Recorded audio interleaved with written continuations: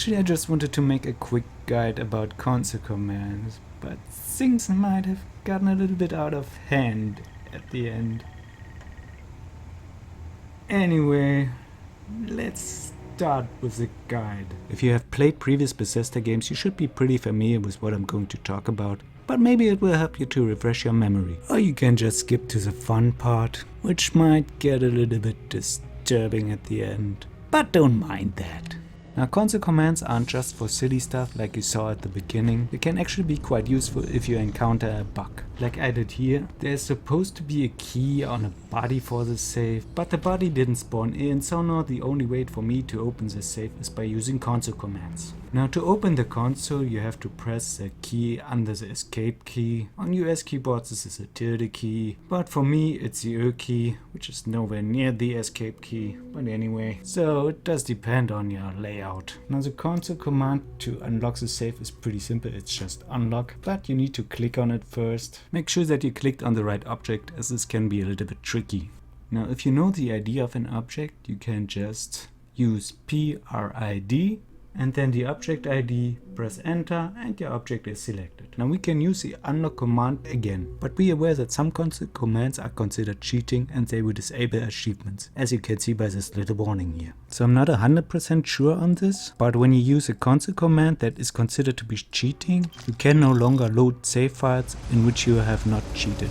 So I cheated a bunch of credits to my character by using the player.addItem command and then the base ID for credits and the number of credits that I wanted to have. Now if I try to load a game, there are a lot less save games available. Now I've mentioned IDs a bit. There are two different types of IDs. One is the reference ID, which is the ID of the object in the game world, and the base ID is the ID of the object in the game files. Now to demonstrate this, I can, for example, go away from Andrea and get her to spawn at my place. Or I can do it the other way around and get my player character to move to her place. For this I need to use the reference ID. But maybe one Andrea is just not good enough. With the base ID I can get a lot more Andreas to get spawned. Now unfortunately those are just empty shells because they don't have any quest related to them or anything, so they just have very basic dialogue and don't really do much. But there are a lot of other commands that can be quite useful, especially the help command. Now I use this for example to find the base ID of Andrea. In order to do that you just type in help, the object that you are looking for, in my case Andrea, and the last number is used to narrow your search a little bit down. So if you choose 0, it will give you everything that has the name Andrea in it. In my case I chose 4, because that's usually where the base IDs are.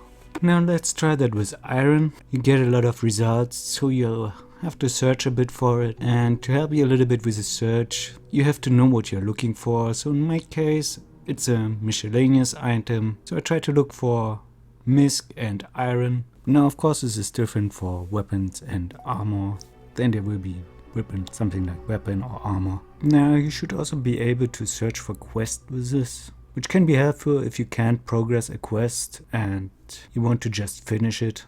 I'm going to link you a list of all the console commands in the info box, but I would like to mention a few that could be useful or fun right now. So for example, TFC gives you a total free camera. This can be quite useful if you want to make a screenshot and get very close or very far away. Another useful command is player.ziv carry weight, and then you put in your carry weight that you want to have so that you can just loot all the stuff that you want. Another useful command is TAI, which would toggle the AI. Now you can use it for a specific NPC by clicking on them. This can be helpful in photo mode if the NPC just has a perfect pose, or if you select nothing it will stop NPCs from moving around. And if you just want to cause mayhem, you can always toggle on the God mode and go on a killing spree.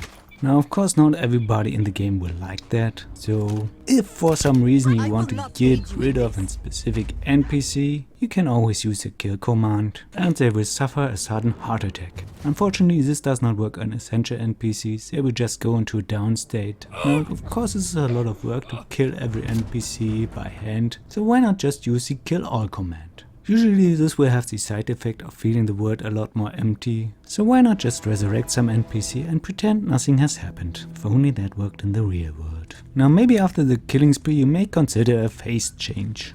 Now lucky for you there's a console command for that.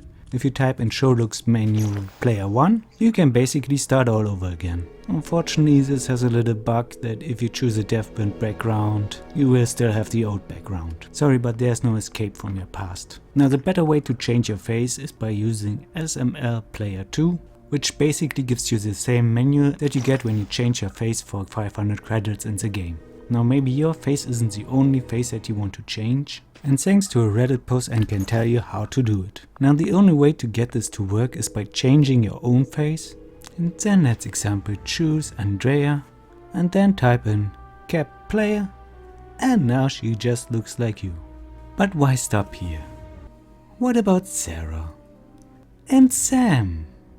And even little Cora? Now we can be one big happy family.